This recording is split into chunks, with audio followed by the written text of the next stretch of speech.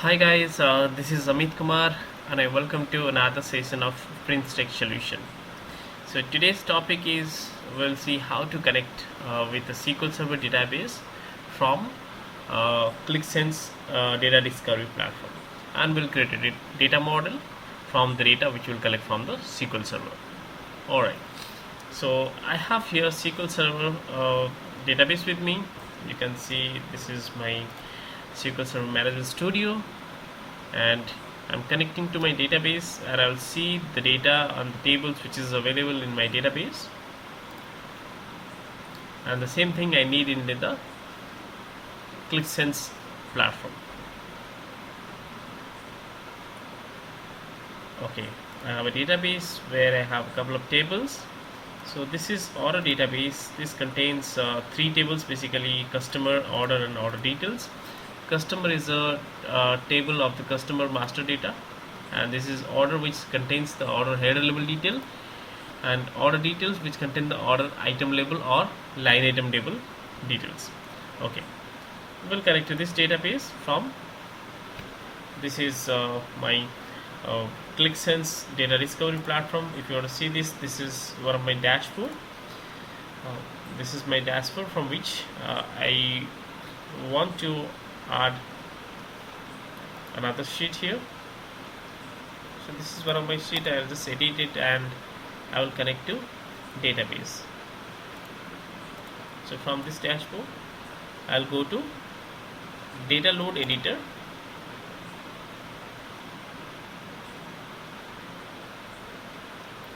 and here I had some earlier connections which was with MS Excel. So now I'm going to add SQL Server database connectivity, and I'll pull the data from the database, those three tables which you have seen: order, customer, and order details.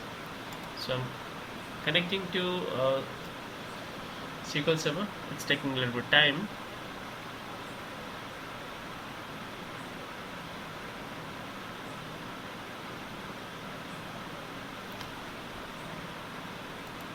Okay, now the type of connection which we have is a database. For the database, you can either choose ODBC or OLTB.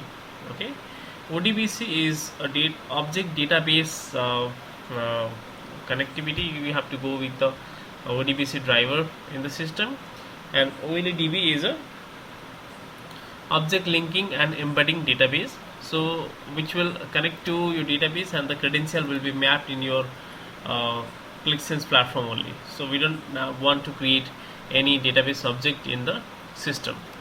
So I'm going to choose OLTB.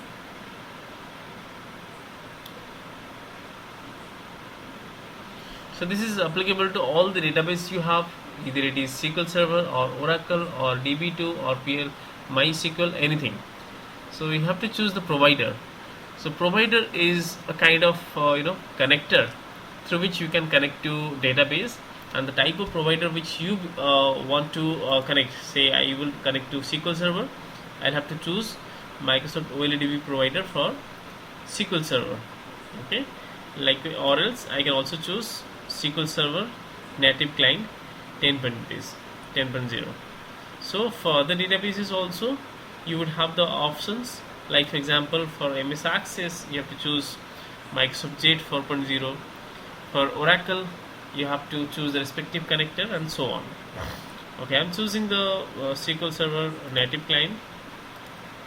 So you have to give the path or the data source server name. So my server name I'm just keeping here localhost host and /Amit. This is my instance, and this is the server name. So here one thing I would like to add, that if you are pulling the data from any remote server, instead of localhost you have to give the IP address of that respective server. Otherwise you cannot connect to those remote server. However, if your database is installed in your local machine, you can give the connection path as localhost.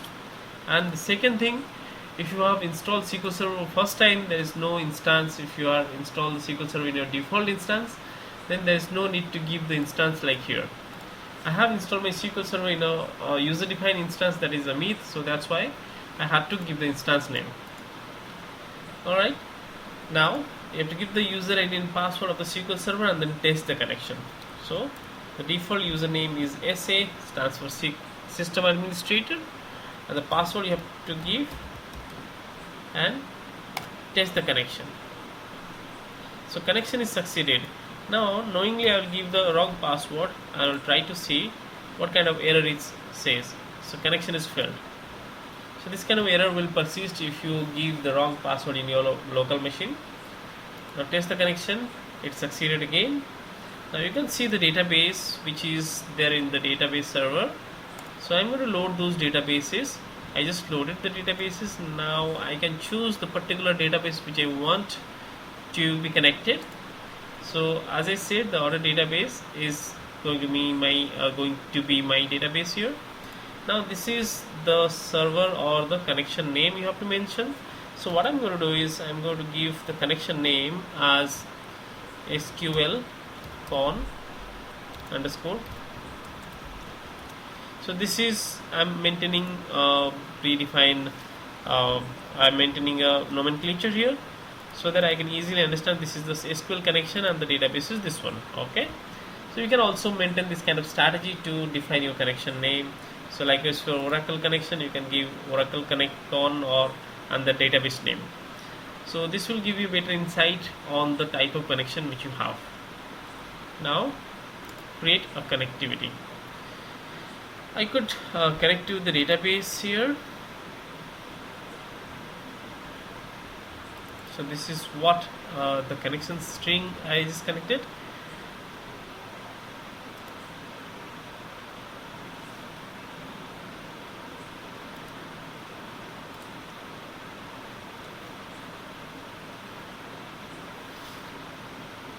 Okay, so this particular button, as you can see here, select data from the connection string. You can select the data from the connection. You can select the data by choosing this button. So it will take a little time to load the data and it is done. So here you can see the tables which is there in our databases, and these are the schemas you have to choose. So schema means is a kind of database owner under which your database is locating. However, you can have multiple schemas in your database also. So my schemas are the user defined under the user defined database object schema. So I'll have to choose this one, under which you can see all our listed tables. So this is my listed table.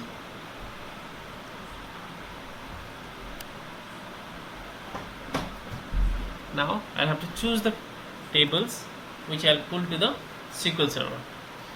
So this is one of the table I just could pull here, and you have the option to choose the specific number of columns which you want to include in your data sheet, or you don't want to.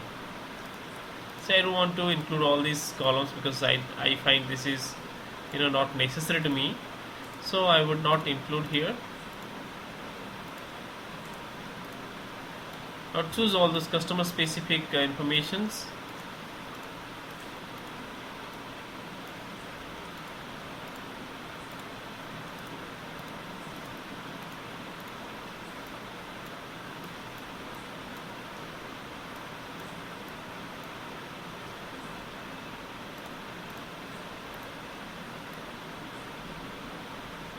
Alright,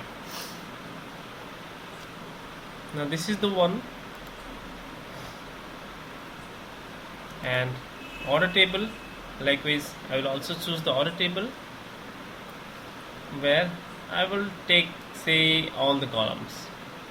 I will take all the columns here. I doesn't want to maybe few columns I can just remove, but most of the columns I want from here in this table.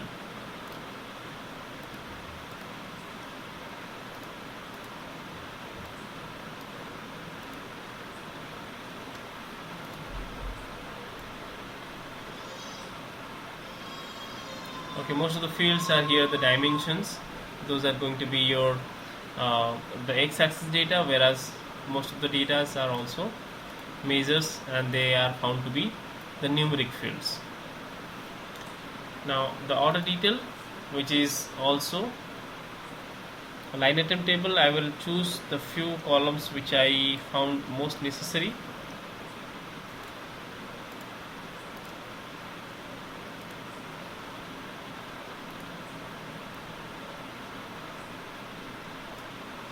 Alright, so I just choose these three tables. Now the time is to insert the script to my data model to select. You can also see the metadata information of this table and which type of attribute these are.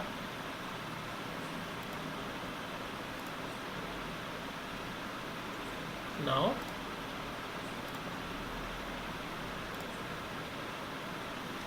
let's go and insert the script into the data load editor. Here we need to have a little knowledge on the platform, on the fields which is going to be connected here. Now you can see this is connect to SQLcon. This is our connection string. Now this is a your automatically the string which is built here. However, I don't want all this to be written. I can just write select, and then this field can be given a star. Okay, and these are the loads, or we can call as a preceding loads, which is defined that this field will be loaded to the data model.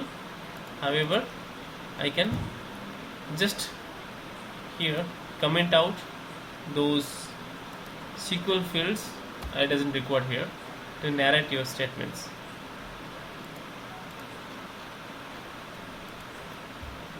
Start. Okay. Now it's time to see that what is the connection parameter on which my loading can be performed. I will first save this one and then load the data, and we'll try to see what is the impact it's coming up.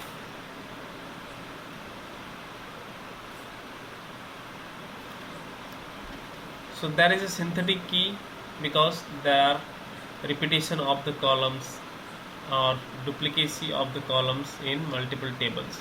So as you guys know from the ClickView sessions, that if there is more than one column found in two tables, it would be considered as a synthetic key in Qlik. So let's see the data model viewer, and we'll trace that which tables are connected to which other table based on which attributes.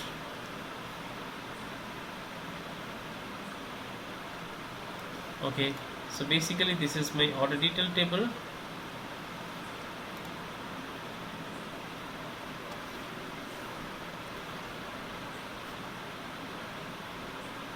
So most of the attributes are found to be common here in both the tables, in order and order detail table. I will now try to see here.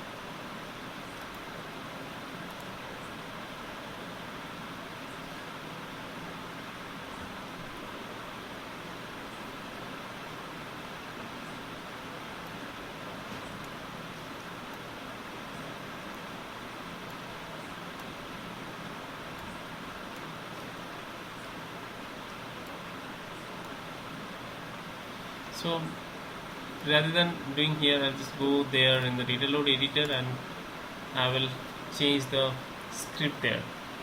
I'll make a common script. So in order to avoid these duplicacies, in order to avoid these your synthetic key, here we have to use the command called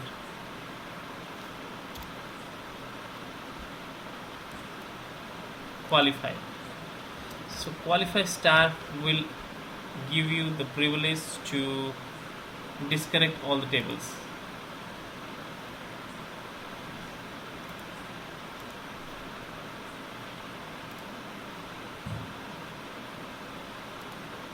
I'll give the table name as CST customer. I'll give this table name as order, and I'll give this table name as order detail. So order DD I just given. Now I'm going to load it. You would see all these three tables will be separated, because the qualify statement will disconnected this three table and it would make you all your table names as distinct. So let me tell you guys that what is the use of qualify statement. Qualify is one of the best feature to avoid the data redundancies. You can see if you just zoom a bit here, you will see the table field names are now become unique, because the table names is concatenated with the field name based on separated by a dot. So this is how the qualify statement work. Now my purpose is to connect the fields in the ClickSense. So those three fields, how I will connect to ClickSense, I just apply the qualify statements here in order to make it common. Make these three fields, say from customer I have a key field is cost code, which is given this as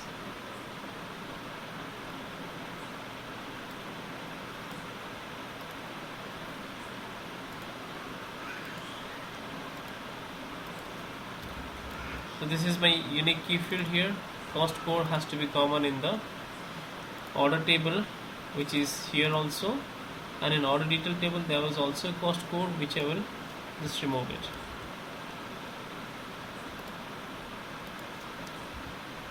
Okay, now likewise in order detail table we have order detail delivery order number, and order table we have also delivery order number.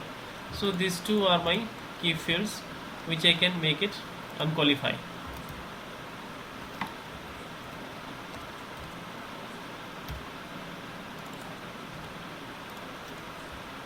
Okay, now what I did guys, I have just qualified these three tables which is succeedingly loaded to the qualify statements, and the qualify effect is applied here. Now qualify effect is act like a is basically used to make the field names of the tables distinct in order to avoid synthetic key. Now as we are here to join the tables, we need to also explicitly identify that what field has to be the key fields within two tables. So those field has to be mapped here in the unqualified statements. So unqualified statement is act as a reverse action of qualify, which removes the table name before the field names in the data load. So let's see how it is joining. Based on this field and this field, this succeedingly loaded three tables will be connected to each other. So let's see. Load the data, and I'll be able to connect to this SQL Server tables. Let's see. Go to data load editor, data model viewer. I'm sorry. So here I would be seeing that the customer table, order table, and order detail table must have been connected.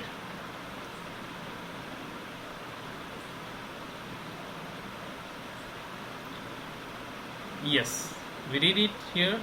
So I can see this is my customer table, which is connected to the order table, and order table is again connected to order detail table based on the column, the delivery order number.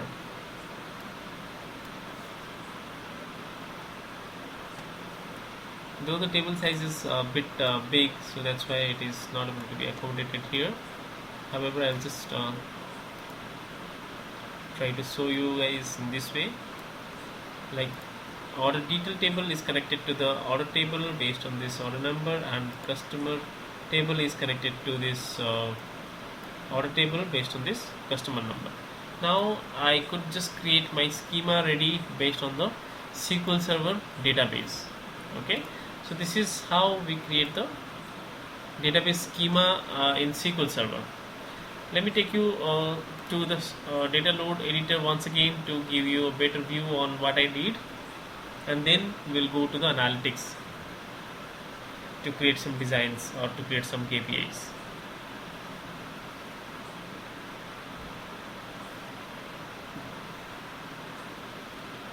So just to brief you guys, I have just connected to SQL Server based on the connection parameter which I have created, and the connection string is automatically added as a code snippet here in this code data load editor.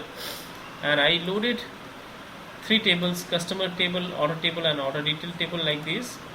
So this is the fields which I just defined here to be loaded to the data model, and here I connected to this table which is based on the SQL Server SQL statement, SQL select star from order table, customer table, which will bring you the entire fields. However, the field which you have loaded here or mentioned here, that would be loaded to the data model. Likewise, the 3 tables we have loaded, and there are some common columns in these 3 tables which I have defined in the unqualified statement to be connected. So as Qlik has a default property to connect or to associate the fields automatically by finding their common names, so that's why it is got connected. And I applied qualified statement to avoid the discrepancies in the common fields which is here in this, which is there in my other multiple tables. So as a result, it was creating a synthetic key. So this is how the data model of QlikSense is created through SQL Server. So I hope you would have liked this video. If you have liked this video, please like and subscribe under the channel which you can see, and then I hope you will be meeting soon for our next video. Till then, thank you so much. Bye bye guys. Thanks for watching.